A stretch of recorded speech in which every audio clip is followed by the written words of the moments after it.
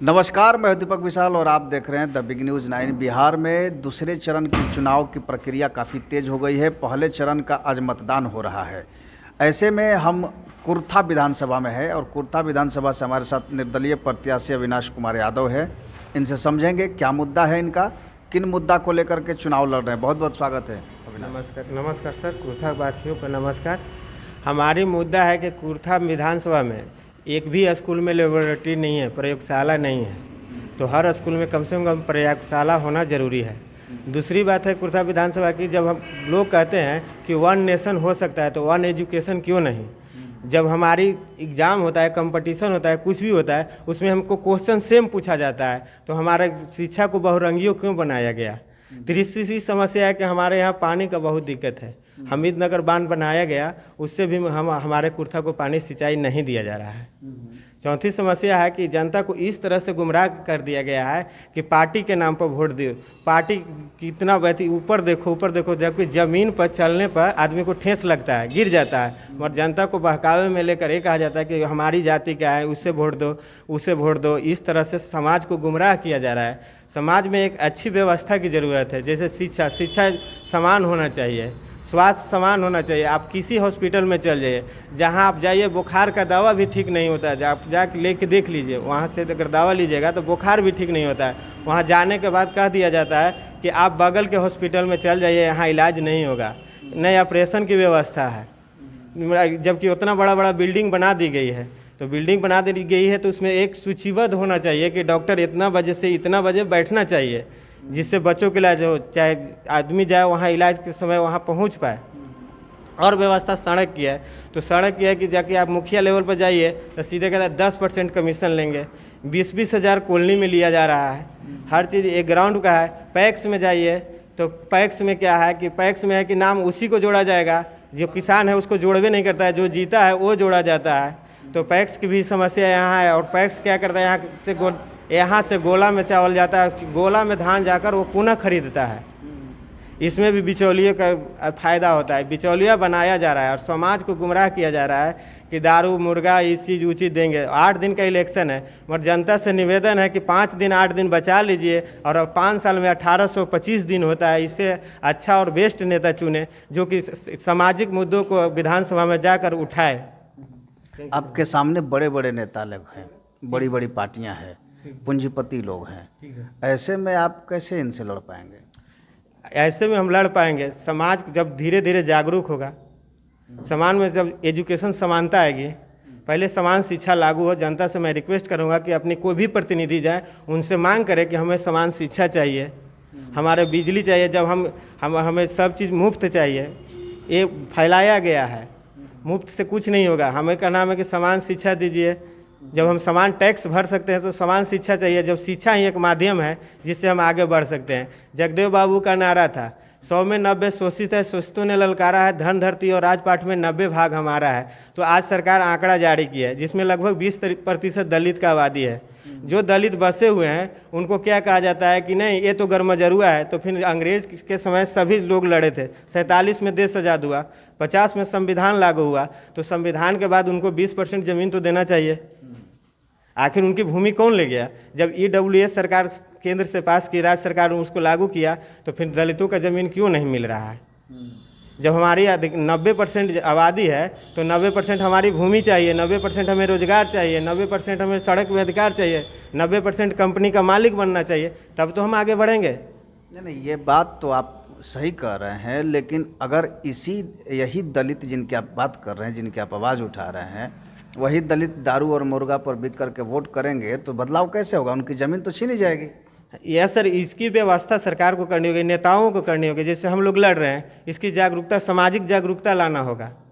वो बेचारा तो मजबूर है, उसे सही एजुकेशन ही एक ऐसी माध्यम है, एजुकेशन ही एक ऐसी माध्यम है जो समाज को सही रास्ते पर ले जा सकता है। तो सरकार जब समान शिक्षा लागू करेगी तो दोनों को एजुकेशन सेम मिलेगी, तो कम से कम अगला पीढ़ी बच्चे जो हैं पढ़ेंगे तब आगे बढ़ेंगे। बिना पढ़े हुए कोई इसके आगे समाज को निकालने का रास्ता नहीं है। आप क्या कहना चाहते हैं अपने एक कुर्था की जनता से? कुर्था की जनता से यही कहना चाहते हैं कि जो भी नेता जाए आपके पास, उनसे पूछिए कि आप जब कहते हैं कि लोकतंत्र में जनता मालिक है, तो फिर मालिक गरीब और नेता अमीर कैसे हैं? लोकतंत्र में जब जनता मालिक है तो जनता गरीब और नेता अमीर कैसे है? नेता को, जनता को गरीब करना या अमीर करना चाहिए। इसलिए जनता को मांग करना चाहिए कि हमें दारू मुर्गा नहीं चाहिए, हमें अधिकार चाहिए। हमारी जो संपत्ति हड़पी जा रही है वो अधिकार चाहिए, न कि हम दारू मुर्गा से आगे बढ़ सकेंगे। जनता से ही विनम्र निवेदन करेंगे कि 5 साल को बचाइए, आप 5 दिन के चक्कर में न रहिए। 5 साल 1825 दिन होता है। इस दिन अगर कोई खिला रहा है तो खा लीजिए, मगर वोट सोच के दीजिए, वैसे प्रत्याशी को दीजिए जो आपके बारे में सोचे, आपके बेहतर भविष्य के लिए सोचे। अभी आपके क्षेत्र में जनसुराज भी एक नई पार्टी आई है, काफ़ी तामझाम चल रहा है उसका भी, क्या लगता है कि ये किस तरह के लोग हैं? देखिए सर, लोग अच्छे हैं, अपनी अपनी विचारधारा है, मगर एक कानून संसद से पास होना चाहिए कि जो नेता अगर जो वादा कर रहा है वो पूरा ना करे, उसे को आजीवन प्रतिबंध लगना चाहिए, चुनाव नहीं लड़ना चाहिए, चाहे कोई पार्टी का हो, पक्ष हो चाहे विपक्ष हो। ना, क्योंकि अगर जो कंपनियां एक प्रोडक्ट बनाती है, अगर आप साबुन भी खरीदते हैं और उसमें जो लिखा होता है कि ये इंग्रेडिएंट्स इसमें मिलाया गया है, अगर सही नहीं पाया गया तो उस पर कार्रवाई हो जाती है। तो नेता भी जो अपना चुनावी घोषणा करते हैं, अगर उसको पूरा नहीं करते तो इन पर भी कार्रवाई होनी चाहिए। इन पर भी कानून बनना चाहिए संसद से। कानून इसलिए बनना चाहिए कि अगर जो कहता है वो पूरा ना करता है तो उसको आजीवन चुनाव नहीं लड़ना चाहिए। इसके लिए कानून सरकार को बनाना चाहिए। तो जितने भी यहाँ बड़े बड़े लोग हैं जो चुनाव लड़ रहे हैं इस बार विधानसभा में, मोस्टली उसमें से अपराधी ही भरे पड़े हैं, जिन पर 10 मुकदमे है क्रिमिनल एक्ट का। तो ऐसे लोग जब समाज का विकास कैसे करें? नहीं सर, जो पार्टी अभी जिसको पार्टी की बात करें वो पार्टी नहीं है, वो कंपनी है।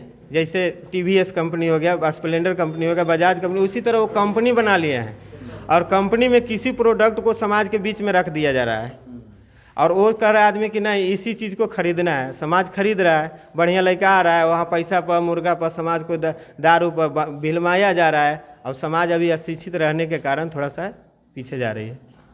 कुर्था की जनता से आप क्या अपील करना चाहेंगे? कुर्था की जनता से यही अपील करना चाहेंगे कि अपने बच्चों के अधिकारों के लिए लड़े। चुनाव चिन्ह मेरा हो गया बेल्ट छाप। जहाँ भी सुन रहे हैं उनसे अनुरोध करेंगे कि आप अच्छे प्रत्याशी को चुने जो कि आपके आवाज़ को विधानसभा तक उठा सके, न कि यहाँ कहे कि दारू मुर्गा खाइए या चलिए 500 रुपया पर। तो वो समाज में हर गांव में 5 दलाल बैठे हुए हैं, हर गांव में है, न कि एक गांव में है। वो क्या करते हैं कि लो 500 रुपया फलना को वोट दे दिया, हमारी जाति है, हमारी पार्टी है। जाति पर टैक्स लगता है, आप जाइए कुछ ही सामान करिए, उस दुकानदार से पूछा जाए कि ये प्रोडक्ट है हम इस जाति से हैं, आप 2 रुपया में दीजिएगा 10 रुपया के सामान, तो बोले कि नहीं 10 रुपया लेंगे। तो हम जब जान रहे हैं कि 10 रुपये में मिलेगा तो इससे उसको सोचना चाहिए कि हम नहीं, जब हमको जाति पार्टी पर ना एक बेहतर नेता को चुने और बेहतर विकल्प को चुने।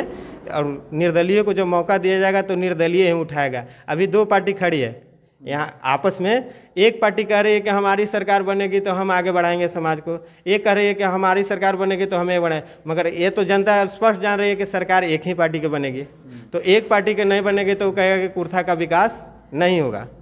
जिसका अगर जीत गया उनका सरकार नहीं बने तो कुर्था का विकास नहीं होगा। इसलिए जनता को मांग करना चाहिए सरकार किसी को बने, हमारी जो अधिकार है हम आपको चुन के भेजें, हमारी कुर्था में वो काम होना चाहिए। अच्छा हॉस्पिटल होना चाहिए, उसमें डॉक्टर उपलब्ध कराएं, शिक्षा समान होना चाहिए, असमानता शिक्षा बहुरंगीय शिक्षा नहीं होना चाहिए। जब शिक्षा समान होगा तो समाज में समानता आएगी। चलिए बहुत बहुत धन्यवाद अविनाश। ठीक है, नमस्कार सर। तो हमारे साथ कुर्था विधानसभा से निर्दलीय प्रत्याशी अविनाश कुमार यादव हैं, युवा हैं और इन्होंने अपनी बातों को रखा है। जनता को देखना होगा कि कौन इनके लिए योग्य है और कौन अयोग्य है, क्योंकि जनता ही मालिक होती है इस लोकतंत्र में और जनता को ही चुनना है अपने विधायक को। तो ऐसे तमाम खबरों को हम बिहार के उन तमाम विधानसभा से लेकर के आते रहेंगे। आप बने रहिए हमारे साथ और देखते रहिए बिग न्यूज़ 9। नमस्कार।